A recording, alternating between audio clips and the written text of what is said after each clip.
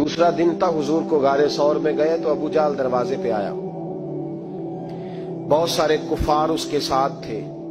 ओ भाई, इस कैफियत को जरा समझ तो सही, इस अंदाज को कभी समझ तो सही, किस बात की दुश्मनी ले रहे थे। हजरत सिद्दीक अकबर ने किस तरह के इम्तिहानात दिए। सारे कुफार इकट्ठे होके कहती हैं मेरे दरवाजे पे आ गए, दस्तक दी, मैं बाहर आई। अबू जाल कहने लगा कहां गया है तेरा वालिद मोहम्मद इब्ने अब्दुल्लाह को लेके सल्लल्लाहु ताला अलैहि वसल्लम, कहां गए? जनाब अस्मा कहती हैं अब मेरे लिए बड़ी मुश्किल हो गई, झूठ बोलती हूं तो शरीयत नहीं बचती, सच बताती हूं तो वफा नहीं बचती, किधर जाऊं? कहती हैं पैरों में जंजीरें हैं, गलत बात कैसे करूं? उसने फिर पूछा, बोलती क्यों नहीं, कहां गए? मैं खामोश थी। तीसरी बार फिर पूछा, कहां गए हैं वो?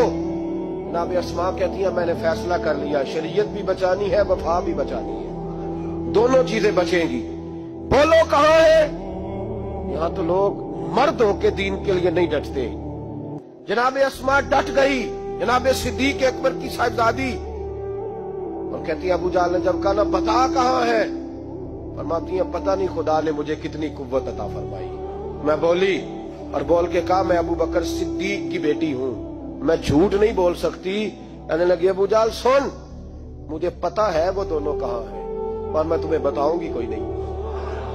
मुझे पता है पर मैं तुम्हें, वो हल्का यारा तो बरेशम की तरह नर्म, रिज़्म हक को बातिल हो तो फौलाद है मोमिन, पता है मुझे वो कहां है, पर जरूरत है तो पूछ के दिखा। कहती है चौक था मक्के का और मेरा इज्जत वाला घराना था, पर अबू जाल ने भरे बाजार में मेरे मुंह पे थप्पड़ मार दिया।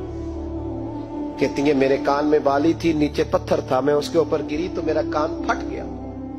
लोगों ने अबू जाल को पकड़ा ले गए। फरमाती है वो आजमाइश भी मैंने दी, इम्तिहान भी दिया, फिर मैं अंदर आई और मैंने फिर अपने उस बहते हुए खून को अपने कपड़े के साथ साफ किया, मुंह को लपेटा और फिर मैं खाना पकाने लगी। कहती है उसी तरह खाना पकाया, उसी तरह तैयारी की। गारे सौर पे जो पहुंची तो अबू बकर सिद्दीक ने लिपटा हुआ मुंह देखा। बेटी को तकलीफ में देखे और फिर बाप रात सो जाए, ये हो नहीं ना सकता। तो कहा आसमान बेटे चेहरे को क्या हुआ, क्या बात है? अर्ज की कुछ नहीं अब्बा जी। फरमाया नहीं बेटे कोई तकलीफ है, कोई चोट है? नहीं अब्बा जी कुछ नहीं। हुजूर ने फरमाया अस्मा खोल ना बेटे चेहरा क्या है। जनाब अस्मा ने कपड़ा हटाया तो खून बहने लगा। क्या हुआ?